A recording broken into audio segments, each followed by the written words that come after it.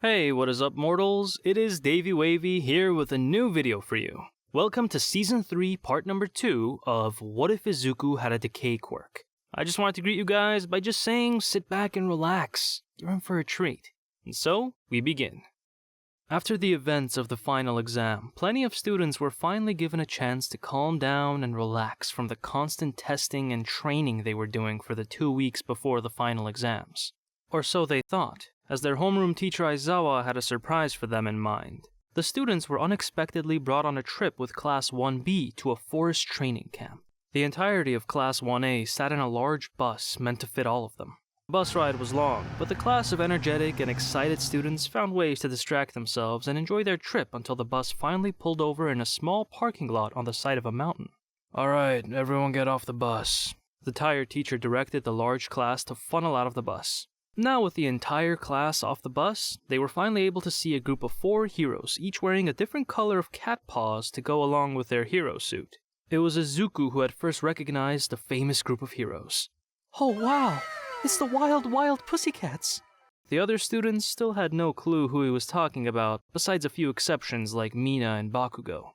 One of the cat-themed heroes spoke up to quench the class's curiosity. "Hello, Class 1A! We're happy you all came!" The pro hero dressed in blue announced excitedly to the class. "What are we doing here? Wasn't the bus meant to drop us off at the training camp?" The blonde questioned. The rest of the class agreed with his question as their location looked nothing like a training camp.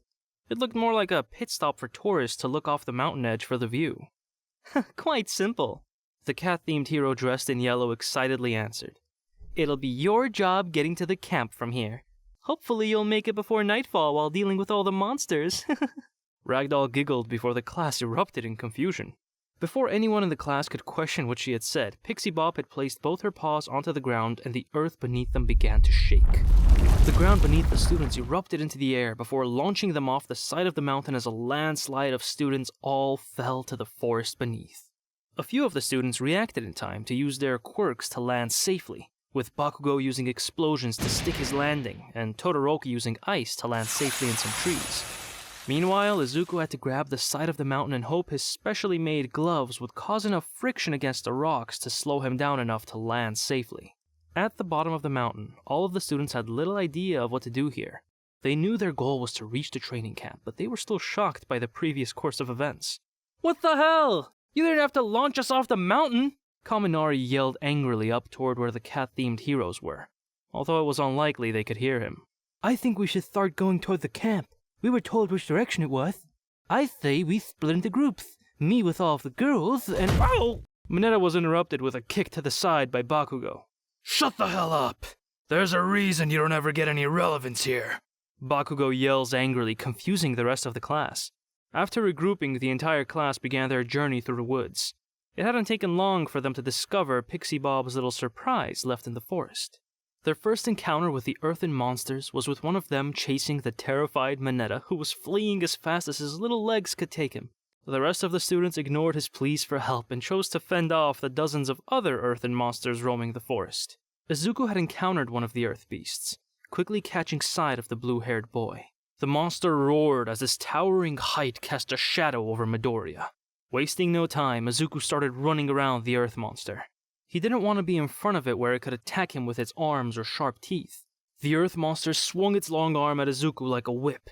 Izuku quickly got low and slid below the monster's swing. The blue-haired boy kicked off a nearby tree to quickly change his direction and ran underneath the earth monster's body to quickly place all 5 fingers on the base of the monster's leg. His quirk activated, and the monster's leg began crumbling into dust. Izuku wasted no time, and he kept moving toward the training camp as the earth monster's body decayed behind him. Thanks to his quirk being able to stop the earthen monsters much faster than the other quirks, he had a lot of running around to do to help the other students take down the monsters they were struggling to deal with. Hours passed as the class of 1A fought their way through the forest. The sun was beginning to set to end the day as the first sign of students exiting the forest showed. Walking out of the forest were Class 1A, all looking like zombies ready to pass out at any moment from exhaustion. Pixie Bob had struggled to stop laughing at the pathetic sight of students falling to the ground. The only members of the class who were still on their feet were the best in the class: Katsuki Bakugo, Shoto Todoroki, Izuku Midoriya, and Tsuyu Asui. While still tired, they all were the main reason the class had made it to the training camp before nightfall. All of the students were situated for the night and given food and told to prepare for tomorrow mentally. The class didn't think much of the warning as the next day came. Around noon the next day, Class 1B got off their buses and arrived at the training camp with ease without having to fight towering earthen monsters like the class prior. They arrived at the training camp to instead be met by hell. They witnessed as Class 1A had already begun their exhausting training. It was pure chaos with quirks being shot off and used left and right.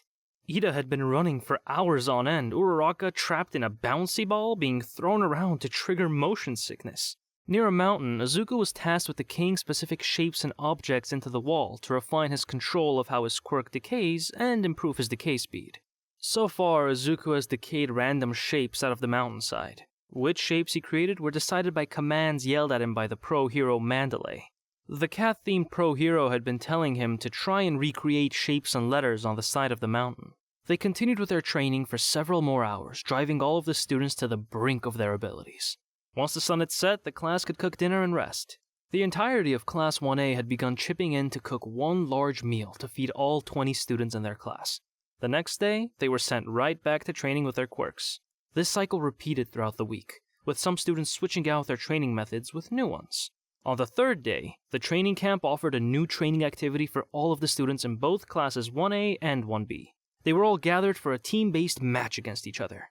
"Wait, so we're gonna be fighting the other class?" Kirishima asked, causing a certain silver-haired boy to speak up cockily. "What, are you scared?" Tetsu taunted. "Hell no, I'm pumped up. I can't wait to show off the products of my new training." Kirishima giggled in anticipation. Yeah? Well, I'm just as prepared as you, even more so. "Enough, you two. Allow us to explain the rules. Everyone listening? Good.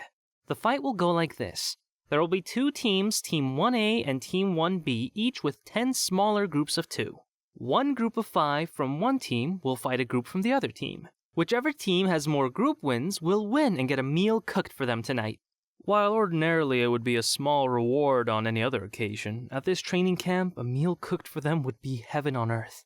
Both classes were immediately motivated by that meal. And thus, the groups were formed. Izuku was placed on a team with Yaoyorozu. She was someone he had little interaction with throughout the school year, so he didn't know much about her besides her quirk. They were paired against Tsunatori and Bondo. Izuku thought back to his knowledge of them both. Tsunatori was able to shoot her horns at high speeds. As for Bondo, he was much more tricky. He was able to shoot glue out of his face and trap opponents. They were brought to a small field nearby, where they all had been training with their quirks. It was a long, flat field with short grass. It looked like a clear spot of the nearby forest. Each team was positioned on the opposite side of the field, with a decent amount of space between them. Tiger approached the edge of the field and began yelling so both teams could hear him. All right. The match will last for 5 minutes. Do your best to prevent serious injury to your peers. And most importantly, do your best and have fun.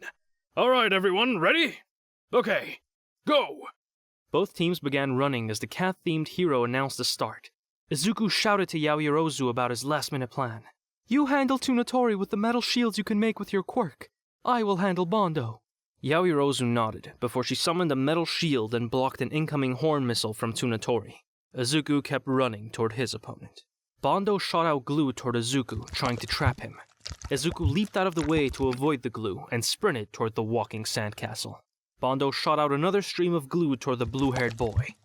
Izuku somersaulted below the glob of glue shot at him as he touched the ground with both hands. Midoriya got close to Bondo and went for a punch, but just in time, Bondo shot out a third glob of glue, encasing Izuku's arms in a heavy cast of glue. To Izuku's surprise, Bondo took advantage and shot more glue, pushing Izuku to the ground and trapping the entire right side of Midoriya's body. "Stay down," Bondo warned Izuku as he prepared more glue to lock down Izuku's left side as well. "How about you instead?" Izuku lifted his left hand and slammed it into the ground, making the ground crumble beneath Bondo, revealing a large pit Izuku had formed prior to when he did his somersault. Bondo fell into the pit, as Izuku quickly decayed the glue holding down his right side and got up. He looked down into the pit, before he tapped his hand on one side, causing a miniature cave-in trapping Bondo underneath. Izuku knew Bondo would be fine, but he wouldn't be able to return to the fight before Yaoyorozu finished her fight with Tsunatori. Just in time, Izuku could hear Tiger roar out the end of the match. Bando and Tsunatori are unable to continue fighting. Midoriya and Yaoyorozu are the winners. Upon hearing his victory, Izuku freed Bando from the pit, helping him out. The rest of the groups had their battles, eventually leading to Class 1A getting the free meal. They all moved on and went to bed to prepare for the rest of the week of torturous training. On the 4th day, Izuku was brought to a new area of the training camp by Tiger. Alright, Izuku, we'll change your training since you've already progressed much with the previous one. Izuku had made great progress with his Decay Quirk since the start of his training. The wild pussycats were all shocked at how fast his quirk had been growing. The amount of time it took for a large object to decay, and how large of an object it could decay, has improved greatly. Izuku himself was impressed, but his confusion kept returning him to remember what Recovery Girl had told him. She told him his quirk would progress quickly. This was likely what she was talking about. Instead of just working on your quirk, we'll find ways to improve your hero work. Since your quirk is quite destructive, you won't be able to use it in every scenario, meaning you'll have to rely on other skills other than just your quirk. Midori understood everything Tiger had mentioned very well. That mentality is what he had started with when he began training to become a hero. With Bakugo's help, Izuku learned to fight proficiently, and had the physique to support the constant active movement of being a hero. Alright, how will we start this training? Izuku asked confidently. He was prepared for anything. Anything except what happened next, as Tiger used his quirk and stretched his limbs around Izuku, holding him in place. Drop a comment about your favorite series or suggestions. Thanks to our team for another amazing video. If you're interested in joining our team and you're 16 years of age or older, check out the link in the description. Thank you for watching till the end and have a fantastic day.